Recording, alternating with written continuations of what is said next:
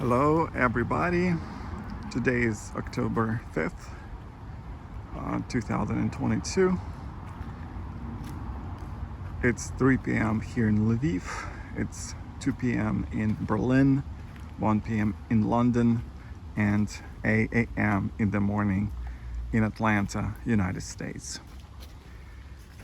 This is a video about the events that have happened in this war on the day 223 of the heroic fight of Ukrainians and the free world against the evil that is Putin and his accomplices. Yesterday was very inspiring day for me. I've been talking to my brother. He said that as he was reading the news, tears were coming to his eyes. So yesterday there was a big breakthrough in the south of Ukraine. So there is a city of Kherson in the south. It is located on the right bank of Dnipro, and Ukrainians have been trying to get through the defensive lines of the Russian forces for a long time. The defensive lines have been very strong. Russians have worked on them for months, for a very long time. The layout of the area was very good for being able to defend. So the Ukrainians have one of the interesting points of how Ukrainians were able to break through in the beginning, in the early stages of the defensive lines, was first they were able to block the communication. So I read that some of the Russian reporters said that suddenly at one point all the communication between various Russian forces has stopped. So as you can imagine, in the fighting, in the war, during the battle, communication is critical. Then the second thing that the Ukrainian army has been able to do, at least I read it in one source, is that Russians defending their lines suddenly saw tanks that had their inscriptions on the side of the tanks and some and other armored vehicles. So as you know, Russians have been using the letters Z, the letters V, sometimes the letter O on their vehicles. So when the Russians saw those tanks and other vehicles with those letters, they had no idea what was happening. So this was they got confused. At some point they stopped fighting, and so the Ukrainians were able to break through, and there were no other defensive lines in that area. So the Ukrainians were able to push Russians pretty much on the front. The width was probably close to 50 kilometers, so 30 miles. And they were able to push them in the depth of about 30 kilometers, 20 miles.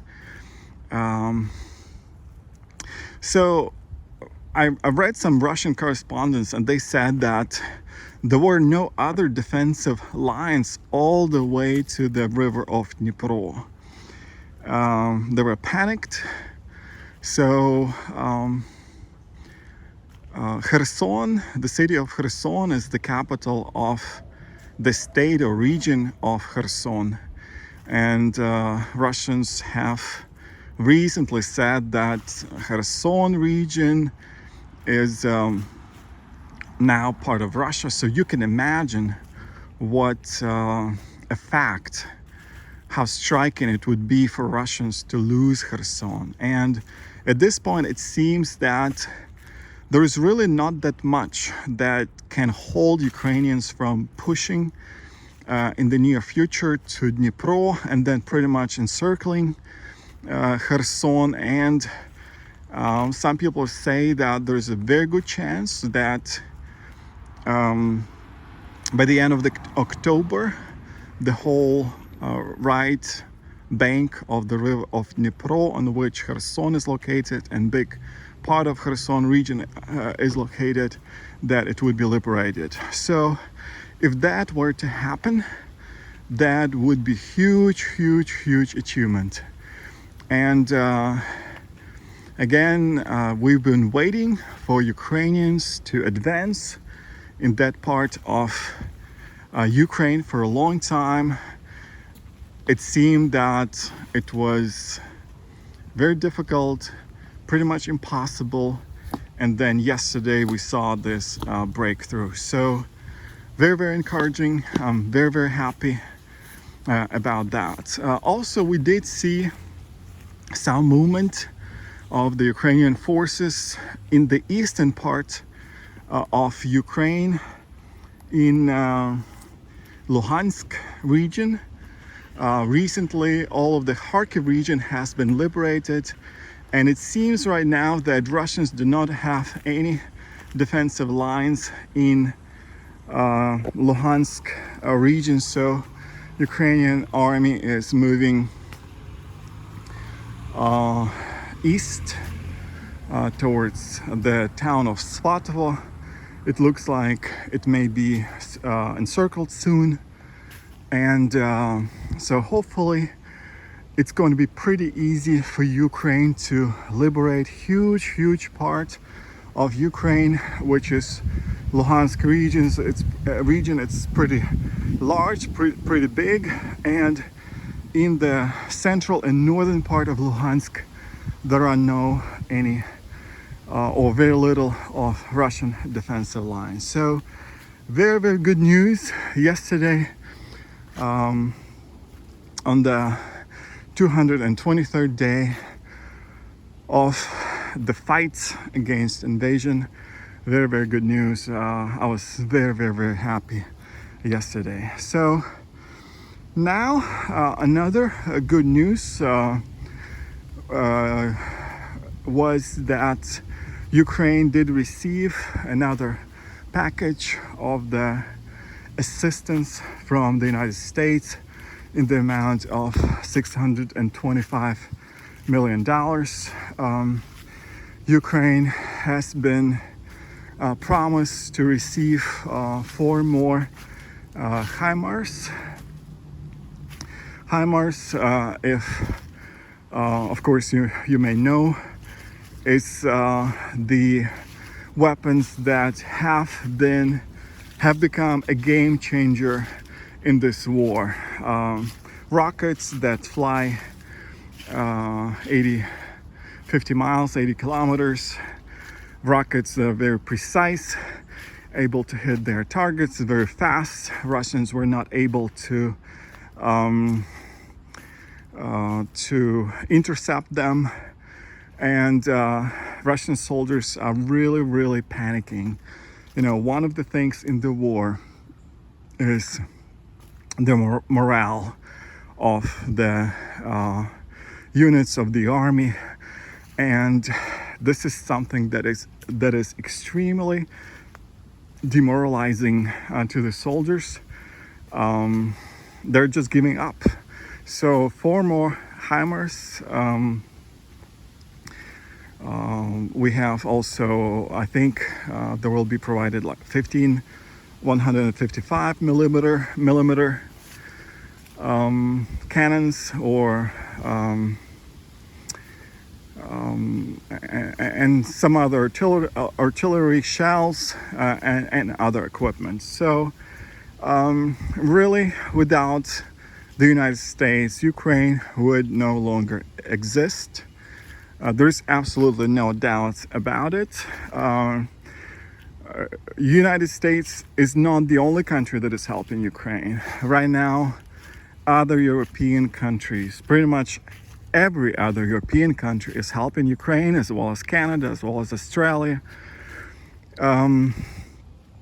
with weapons. But because the United States is so huge, because it's the number one country in the world, the United States is leading the effort of helping Ukraine to survive, to fight. So yesterday was another very, very good sign that the United States is standing with Ukraine, standing for justice, for what's right. And I just want to thank the United States, the citizens of the United States, for this help that allows us to fight, that gives Ukrainians the fighting chance.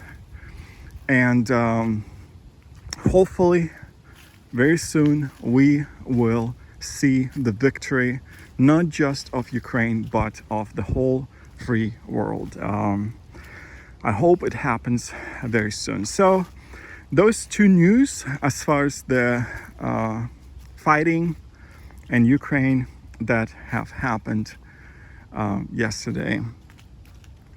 Now, I would like to talk very briefly, I may continue later, but just very, very briefly about Musk. I've been a fan of Musk for a long time, even at the time when a lot of people were saying that his company Tesla had no chance, that electric vehicles were too expensive, that they could not compete against the internal combustion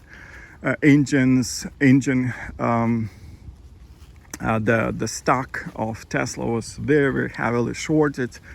So I've been a big fan of him since that time. Recently, when the war started, Ukrainian soldiers have been able to use Starlinks, and from what I understand, you can enable Starlink to operate in various areas. So in a sense, Musk could have turned off the option of Starlinks being able to accept the signal and just having internet, but it hasn't been the case. Ukrainian soldiers have been using Starlinks. It's been very helpful for them. And shortly after the war has started, Musk, from what if I'm not mistaken, I'm pretty sure, did talk with Zelensky, the president of Ukraine, so they did have communication. So Ukrainians felt that Musk was on their side. And just a few days ago, there were very, very strange tweets from Elon Musk. Very, very unsettling. And if you know something about Ukraine, if you know about the terminology, if you know about what's being used by Russian propaganda, if you know about this stuff, you could know right away that what he was saying was pretty much pure Russian propaganda. You could tell that he wasn't just asking questions that were neutral. They were asked in such a way that the answer, whether you answer yes or no, in no way could be favorable towards Ukraine.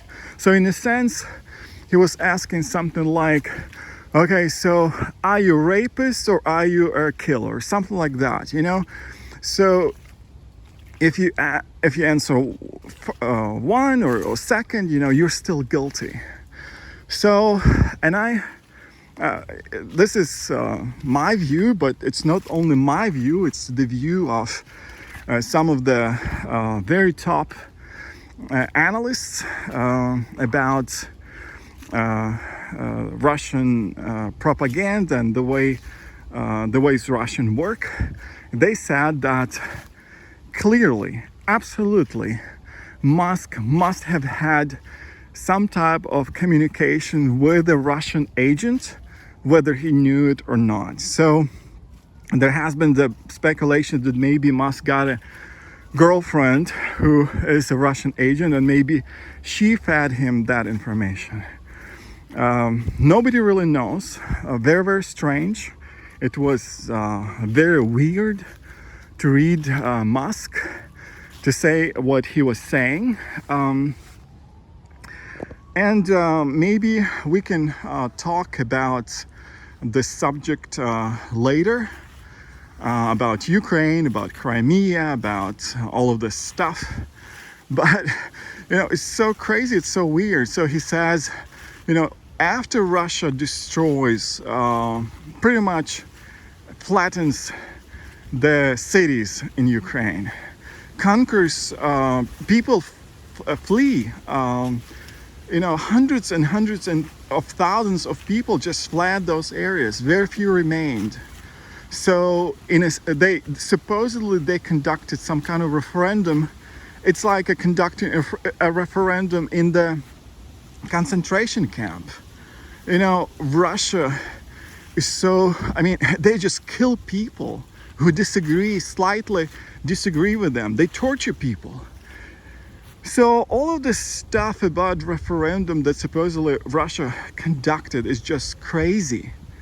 And so Musk says, okay, so maybe we should do another referendum in those areas under the supervision of United Nations. This is just junk. Unbelievable. So, and then he says something about Crimea, that's something about Khrushchev, something about 1783 or something. This is just pure Russian propaganda. So let me just tell you a few things about Crimea, about Ukraine. So when the Soviet Union was collapsing, Ukraine did have a referendum whether the people of Ukraine want to be independent. The referendum was done on December 1st of 1991, and everybody in Ukraine, all regions in Ukraine, you know, they're talking about Donbass, about Donetsk, about Luhansk, about east of Ukraine, about south of Ukraine. More than 90% of people there voted for Ukraine to become independent. I'm not just talking about generally, about the whole of Ukraine, but separately, those regions, all of them voted for Ukraine to be independent. In Crimea, the percentage was smaller. It was a little bit over 50%, but still the majority in Crimea, the majority of people in Sevastopol voted for Ukraine's independence. So this is the fact number one. Even back then in 1991 in Crimea, Russia did everything they could to influence the people so that they would not vote for independence. Still, people voted. So this was back in 1991. Now, the second thing. So Ukraine has signed a pact with, it was called the Budapest Memorandum, I believe, with the United States, with UK, with Russia. I believe maybe France was there as well. So, and that was the fact, the memorandum that if Ukraine gives up its nuclear weapons, then all of these countries guarantee that Ukraine will remain independent and that Ukraine will keep or have or maintain all the territories, all the borders that Ukraine has. So Russia signed that document. At that time, Ukraine had the third largest arsenal of nuclear weapons in the world. So the number one was probably Soviet Union, the second was the United States, and the third was Ukraine. So back then, I think it's probably something like 1994 that Ukraine has signed that memorandum that all of those countries were guaranteeing Ukraine's independence and Ukraine's territorial integrity. So this is the fact number 2. And the fact number 3, Ukraine and Russia later have signed a document about friendship, about cooperation, about all of that stuff, just about the relationships between Ukraine and Russia. And in that document, Russia also guaranteed that Ukraine will be independent, that Ukraine will maintain its territorial integrity. So these are main 3 things that everybody needs to know about Ukraine, about Crimea, about all of that. Everything else is just Russia's propaganda and Russia's attempt to increase its territory, what they think, that they want to become big, they feel that they want to become important, they feel that if they can't become as big and as powerful as the United States, at least they'll be moving in that direction if they occupy other territories. So for them, Ukraine is just, well, it's big, it's huge, but it's still just one step in the direction of, in their mind, becoming stronger, becoming bigger, becoming more powerful. And they feel that they don't care how they reach that goal, whether they kill everybody, whether they commit genocide, whatever they do, they believe that whatever they do, it's okay as long as they capture more territory, as long as they enslave more people. What Musk was saying was 100%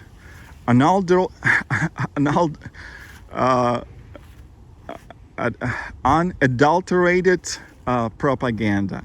And it wasn't just something, from when somebody reads something kind of and they maybe don't know what they're talking about.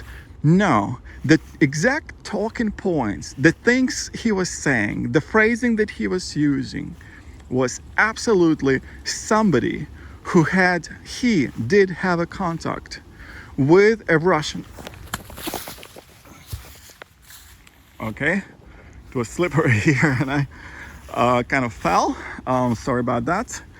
But I'm almost finishing, I'm almost done.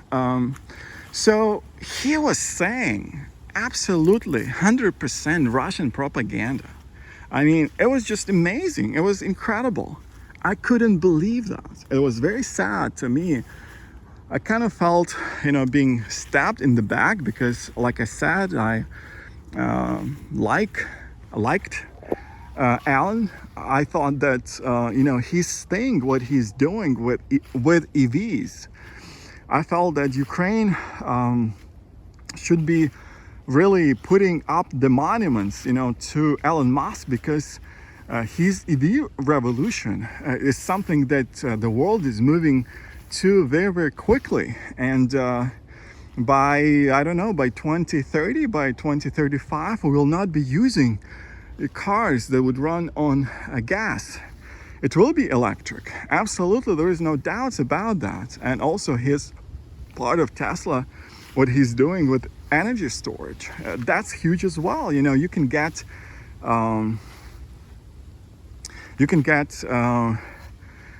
electricity from solar, from wind. You can store it. Storage is a big part of what Tesla is doing. And so Musk was my hero, because I thought what he was doing would be something that would be very, very damaging for Russia's strategy. Because what is Russia surviving on? It's only surviving on selling pretty much oil. Some of the metals, some of that stuff, but oil is a major part of what Russia is living on. So very disappointed with Musk. Felt being stabbed in the back, but absolutely 100%. What he was saying was somebody that was fed to him by a 100% Russian asset, whether Musk knows it or not. So that's the summary of the war so far, of the day 223 of the heroic fight of Ukraine and the world against the evil, and a story of Musk becoming an asset for Putin. Have a good day. All the best to everybody. Bye-bye.